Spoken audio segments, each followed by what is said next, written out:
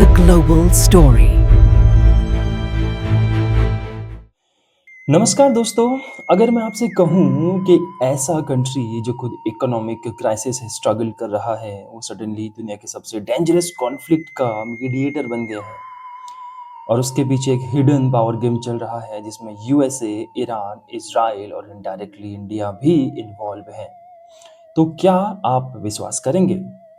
Welcome back to the Global Times. आज हम बात करने वाले हैं एक ऐसे जियोपॉलिटिकल ट्विस्ट की जहां पाकिस्तान होस्ट कर रहा है यूएस ईरान पीस टॉक्स। लेकिन स्टोरी सिर्फ इतनी सिंपल नहीं है। इस वीडियो में हम आपको समझाएंगे कि पाकिस्तान ने ये रोल कैसे हासिल किया, इसके पीछे एक्चुअल स्ट्रेटजी क्या है और सबसे इम्पोर्टेंट इंडिया के लिए इसका क्या मतलब है। सबसे पहले हम सिचुएशन को समझते हैं। यूएस और ईरान के बीच जो वॉर चल रहा है, इसमें सिर्फ एक रीजन नहीं, पूरा मिडिल ईस्ट हिला दिया है।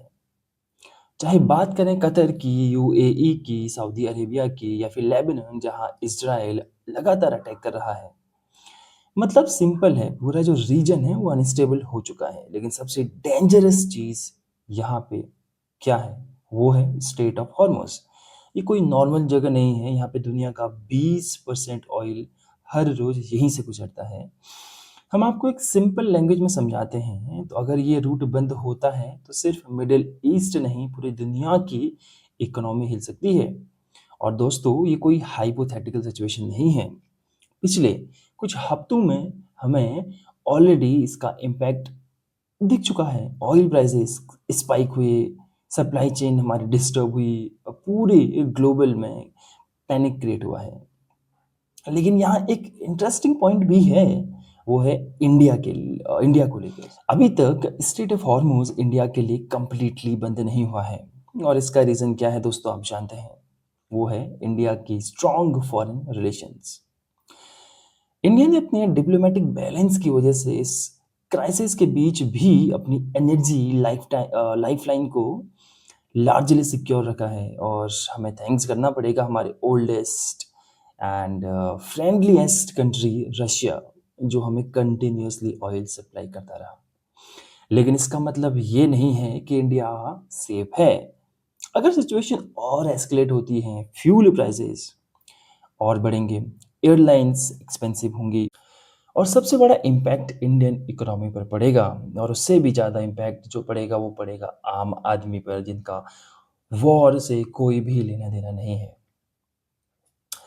दोस्तों, अब हम एक ट्विस्ट की ओर आते हैं। पाकिस्तान जो खुद इंटरनली इतना ज़्यादा इनस्टेबल है, डेट क्राइसिस है और टेररिज्म से जूझ रहा है, वो सडनली एक पीस ब्रोकर बन गया है।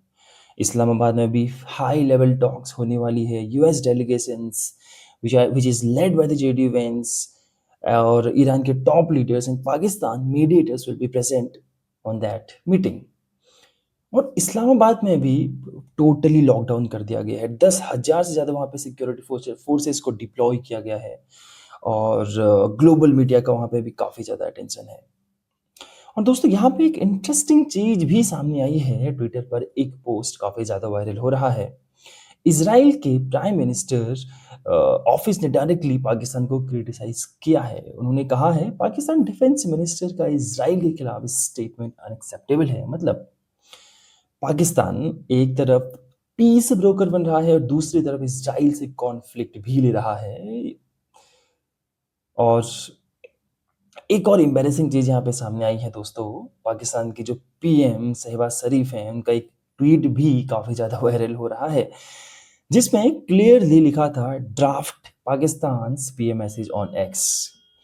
बेसिकली ये एक अनएडिटेड ड्राफ्ट मैसेज था जो गलती से पब्लिकली पोस्ट हो गया था, जिसके बाद उसे डिलीट कर दिया गया। लेकिन ये एक छोटी चीज़ नहीं है। मतलब ये आपको लग सकता है कि एक बहुत छोटी सी चीज़ है, लेकिन नहीं। किसी कंट्री के टॉप लीडर्स अगर ऐसी हरकतें करें तो इससे पूरी कंट्री की इमेज पे सवाल उठता है। और इन जियोपॉलिटिक्स परसेप्शन मैटर्स। दोस्तों, अब हम रियल गेम को समझते हैं कि पाकिस्तान ये सब क्यों कर रहा है। सो एज ए मीडिएटर, हम एज ए मीडिएटर की बात कर रहे हैं हम, तो सबसे पहले हमें समझना पड़ेगा यहाँ पे पाकिस्तान की जो इमेज है लास्ट कुछ सालों से वो काफ़ी ज़्यादा कमज़ोर हो चुकी है। तो सबसे पहले उसका रीज़न है इकोनॉमिक क्राइसिस और पॉलिटिकल इंस्टेबिलिटी। दोस्तों, जब से पाकिस्तान इंडिया से अलग हुआ तब से लेकर आज तक कोई भी ऐसा पीएम नहीं है जिसने अपने पूरे टर्म्स पूरे किए हों। पाकिस्तान के army chief Asim Munir directly Trump के काफ़ी ज़्यादा क्लोज़ भी आ गए हैं। बात की जाए काबुल बॉम्बिंग मास्टरमाइंड को हैंडओवर करने की या यूएस के साथ डील्स करने की या क्रिटिकल मिनरल्स को एक्सेस देने की, तो यहाँ पे पाकिस्तान यूएस के साथ अपने रिलेशंस को बिल्ड करना चाहता है। दोस्तों, अब हम समझते हैं ईरान बैलेंस गेम। तो पाकिस्तान एक रिस्की गेम खेल रहा है। सबसे पहले तो उसने सऊदी अरेबिया के साथ एक डिफेंस पैक्ट साइन किया है और दूसरी ओर से ईरान के साथ border plus relations. Let's say अगर ये टॉक्स हमारी फेल होती हैं तो पाकिस्तान की 3 बॉर्डर्स एक्टिव कॉन्फ्लिक्ट ज़ोन बन सकते हैं। पहला रहेगा आपका इंडिया, दूसरा अफ़गानिस्तान और तीसरा ईरान, और मुझे लगता नहीं कि ये सिचुएशंस पाकिस्तान अफ़ोर्ड कर सकता है। इंडिया के लिए इसका क्या मतलब हुआ, हम इसको भी जानते हैं दोस्तों। सबसे पहले है ऑयल रिस्क। अगर स्ट्रेट ऑफ हॉर्मोज़ अनस्टेबल रहा तो इंडिया का जो इम्पोर्ट बिल है वो एक्सप्लोड करेगा। ऑलरेडी इन्फ्लेशन प्रेशर है, तो ये सिचुएशन और ज़्यादा ख़राब करेंगी। दूसरा है यहाँ पे पाकिस्तान इमेज बूस्ट, यानी कि अगर पाकिस्तान सक्सेसफुली मीडिएटर बन गया तो इंटरनेशनल लेवल पर इसकी क्रेडिबिलिटी बढ़ेगी और इंडिया का नैरेटिव को वो चैलेंज करने की कोशिश करेगा। और तीसरा है स्ट्रैटेजिक कंसर्न।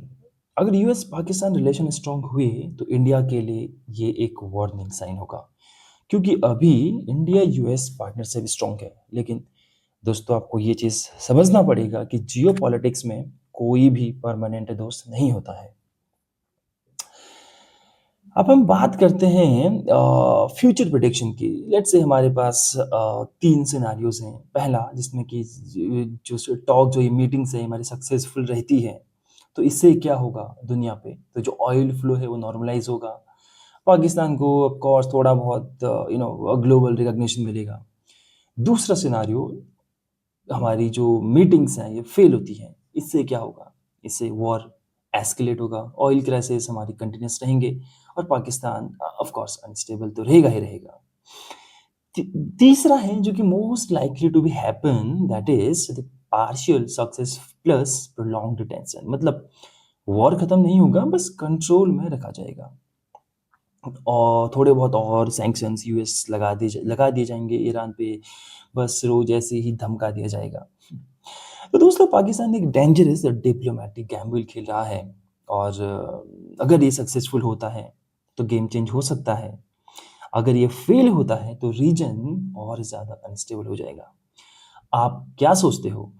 क्या पाकिस्तान सच में पीस ब्रोकर बन सकता है या ये सिर्फ एक टेम्परेरी ड्रामा है? कमेंट करके ज़रूर बताइए। तब तक के लिए धन्यवाद। जय हिंद, जय भारत।